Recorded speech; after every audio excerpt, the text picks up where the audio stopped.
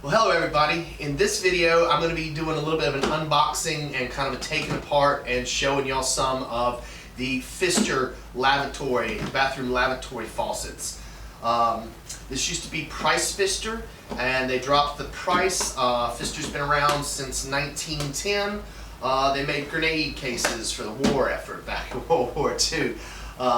If you're old like me, you might remember an old slogan they had on TV that was the fabulous faucet with the funny name, and it was that PF, PF, PF. But anyway, some of the things you might notice here, we got some brown boxes and we got some bright white and red pretty boxes. Nothing different with what's inside of it. I believe these two, nope, these two here are the exact same faucet. They're just in the different boxes. And what that is the brown box is like our contractor pack, contractor kit. We buy these in a case. They don't have all the fancy colorful packaging. Now, if you went to a hardware store and got this guy, it would probably be like this, or have a pretty picture or something on it.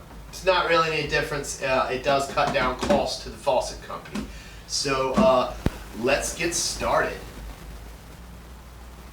All right, let's see what we got here. This is our Pfister Series 700 LJ148 700C. C is for chrome, I believe. Yes, polished chrome. Let's go ahead and take it out of the box. And I said this before on some of the other ones I've done. When you buy these things, you want to make sure the straps are on here or it's wrapped in plastic or something. That way, you know you're getting everything you're supposed to get. Because these things are kits, and they come, you know, from the factory with that strapping on it. So if it's got straps on it, you know nobody's ever been in here. Okay, like with all of them, the first things you're going to get is an instruction manual. And one of these is in English, and I believe one of them's in Spanish. But you get a piece of paper telling you what tools you might need and how to put it together. If you've never done one of these before, go ahead and look through that. This one's kind of packaged backwards than some of the other. We do have our pop-up assembly here. This is the drain tailpiece.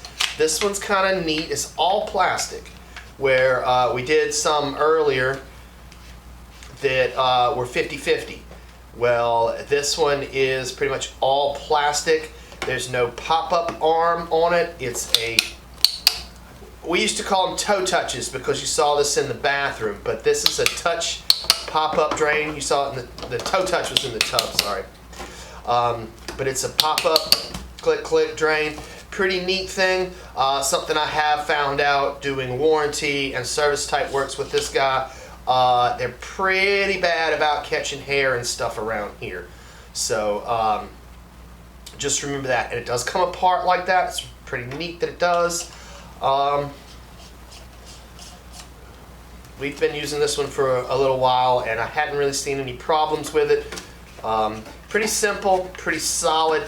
You can pretty much install this with your hand, just twisting that big plastic nut. Alright, then we get to our faucet. This is a pretty simple kit. It comes mounted on this piece of cardboard. This one's got some weight to it. It's got your little lav nuts here. This is one of the things that likes to disappear. If you buy a box that's already been opened, somebody might have come along and grabbed those out of it. But you can get replacements for those. Nice little tag here. It tells you more about what not to put on it. It does have the red and the blue indicators, and it's got this little plastic thing.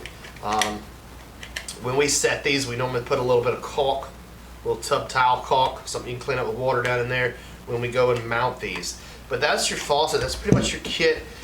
You do also get these brass nuts and washers. This is for if you're using the old style mushroom looking PEX supply lines. It's a compression fitting. I don't know many people that use those type of supply lines anymore, but they still give you this in the box in case you're going to do that. But that's pretty much it. That's the whole box, and it would also be the same in this box as well. This is just more of a pretty packaging. So let's go ahead and see about taking this thing apart. Now I know this one, it's going to have an aerator, just like all the rest of them. Ooh.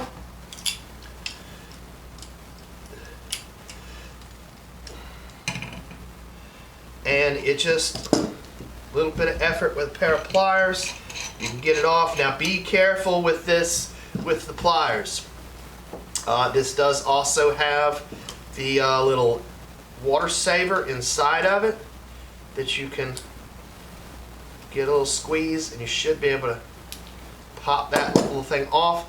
There's your water saver. If you want to, you can take that out, and now you don't have that flow restriction. And then you can put that back in. You can also replace these. These tend to get full of sand or chunks of stuff, especially if it's new construction, you might have some sand or sawdust.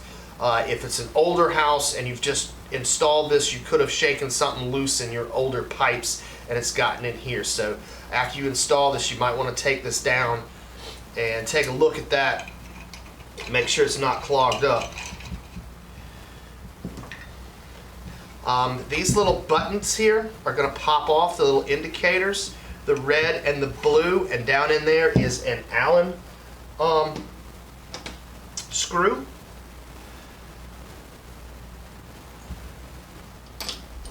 I'm not sure which one it is, but it's one of these. And you can get in there, break that loose. You don't have to take the screw all the way out. We're just taking the handles off here. Stuck.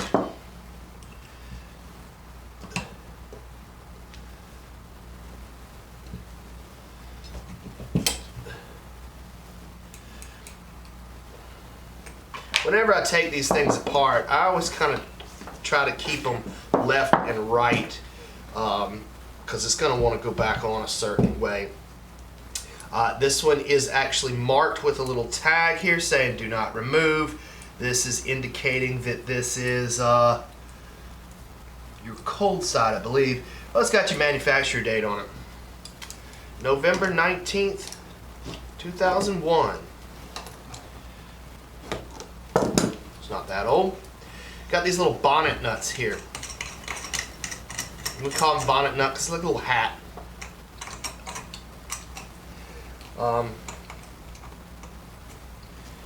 Yeah, I guess that tag's there also so you know if it's ever been monkeyed with. But that gets us to our cartridge. Let's see what kind of what they've got going on inside of here. Yes, it's the ceramic. I don't know if I said this earlier, but Price Pfister, their deal was the ceramic. We call it an attrition ceramic valve. These are little cartridges that can be replaced, but what that is, this is a finely machined ceramic, and it is designed to kind of wear out on itself over time. Now, it's not rubber. So rubber, this black stuff here, loves to deteriorate what I can say is consider relatively quick. It'll leave the black stuff all over your hands. But those ceramic, it's two plates that ride on each other. They are designed to last pretty much forever. Now they do, like I said, it's attrition. Faucet, it does kind of wear out on its own, but it's designed to last the life of your house pretty much. I kind of remember how this guy came out. I don't think these are too directional, but the other one will come out the same way, and it's just a hole.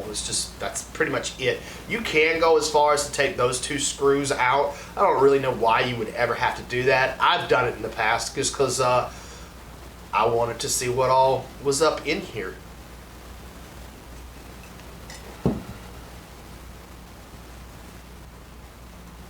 So, pretty simple, pretty easy to put back together. You can buy these cartridges separately if they do happen to fail on you.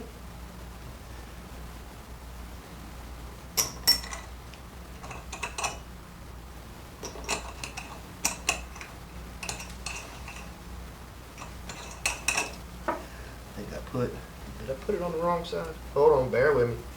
It's got these little things here, and I want to make sure they're back up under like they're supposed to be. Ah, there he is. Aha.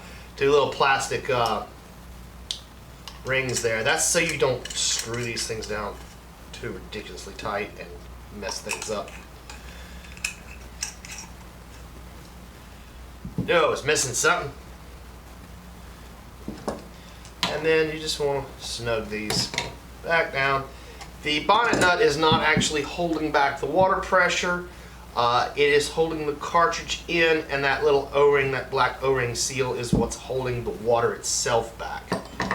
When you put this on, make sure it spins the way you want it to.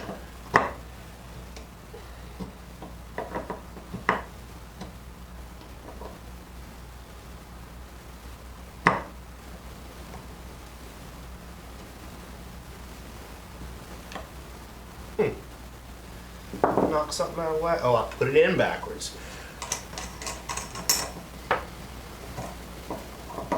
Yeah, I'm not going to do much editing here. If I screw up, I want y'all to see me screw up. So you don't feel so bad if you screw up. That's tight. Okay. It's weird. Alright, well, I messed up and I marked the spot there in the video when I was editing. I actually flipped these valves. I got the wrong one on the wrong side, and if you notice, those handles were only turning like that, and then they would kind of go weird. I got it figured out now, so it's nice and straight. Yeah, I put the hot and the cold, and there's a place where you can see where I did it. I like turn the thing around. But anyway, that's that goes back together like that. Where's my little Allen wrench? Right there. Tighten this guy up. Tighten that guy up. Put your little plugs back in. Gonna have to turn it around so I get this right. And that's it.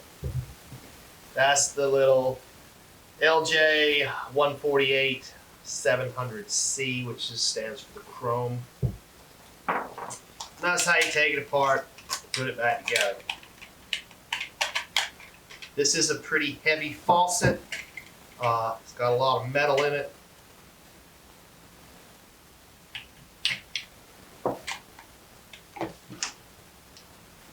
Alright, now let's check this one out. This one's pretty popular. This is also a price fixture. This is the LJ 142 800C, which would be also in the chrome. The difference in the two is this one is a single handle versus the double handle.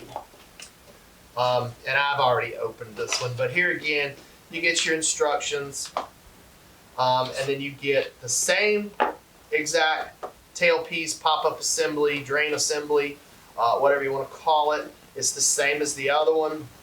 It's the pop-up. It can unscrew and come out like that. Same piece there. Don't need a pair of pliers. You can do this one by hand. It's pretty neat. And here's our little old faucet. Now, this one is different. Oh, and it just fell apart. Well, it's not supposed to do that, but it's not broken. It's just it's not mounted. There we go. Let's get the box out of the way. Well, here's your faucet, and you're going to see with this one some of the differences right off the bat. We do have our little plastic grommet piece there, and that is directional, so you're not really going to take that off.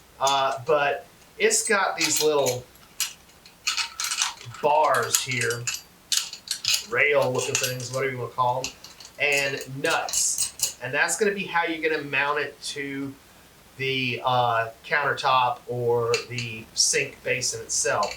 This one has these little copper pieces here for your supply lines. You're not actually using your supply line threads to anchor this to the countertop. It has its own little screw-on anchors. I didn't really like the install on this one too much, but I figured out some tricks about it. Um, these little copper things, when you're putting the supply line on and you're trying to tighten it up, you can twist this and kink that or even break it. They do give you a little nut here so you can put another pair of pliers or a wrench on there to hold it while you screw the supply line on, which that's kind of difficult to do under a sink. But one of the installers, he pointed out to me the other day that with this setup, with these little locking things, since you're not using the shank for the supply line to anchor this, you can go ahead and put your supply lines on now while it's out of the box, and then just drop it down in the sink, and then add these things. The older ones that I remember doing had a little tube, a little metal sleeve tube that you could put on here. So if you were dealing with a thin countertop, you didn't have to wrench this down so much. But yeah, the difference in this one and the other one we looked at is this piece. This is plastic. Most all of this is plastic. This is a cheaper one, but as you see, everything inside here is copper and then brass. It doesn't touch any of this plastic. It's staying in this copper stuff. It's real simple. We do use this one a lot. This it's real popular with our builders. Get the thing lined back up in there. And it won't fall apart like that when it's mounted to the table. But let's go ahead and take this valve apart. And you got to get this guy out. There we go. This little indicator is a hard plastic. It's not rubber like the other one was. And where are my wrenches? I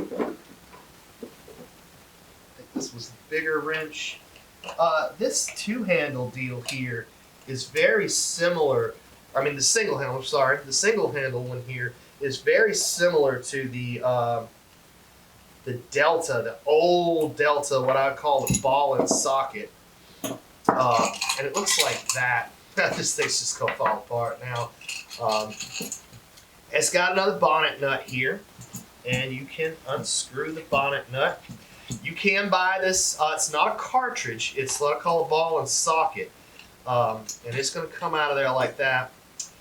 This is the top half of it. That's your seal. It's where it's going to ride in there. And this is keyed, so remember that. It's only going to go back in one way. But yeah, this is really some old Delta technology. It's the ball with the little holes in it. That's what mixes your water. And it's got a slot here, and it rides on these springs and seats, which is really some old Delta technology. Delta still uses a lot of springs and seats. All right, but yeah, I think a lot of this technology, a lot of patents are gone nowadays because this stuff was in the early 1900s, and they kind of share stuff now. I know I've seen a lot of like the Peerless stuff, which is a Delta company, using the ceramic valves. And this, if I saw this, you showed me this or brought me this, I'd say, oh, that's an old Delta ball and socket. And you can still get these. I still see them in the hardware store where you can just buy that replacement piece. But yeah, like I said, this thing is keyed, so it's only going to fit back in one way. And you're going to have to kind of hold and press down on this stuff to get it to go back in place. And I don't know why there's this brass piece at the top. I guess that's there just in case this comes in contact with water, that it's the lead-free brass collar there. But you know, that's how it works. Pretty simple. You know, there's not a whole lot to these guys. See if I can put him back together.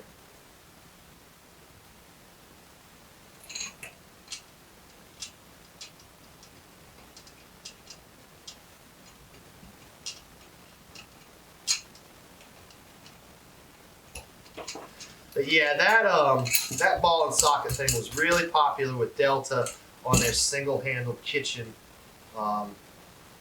single handle kitchen faucets. But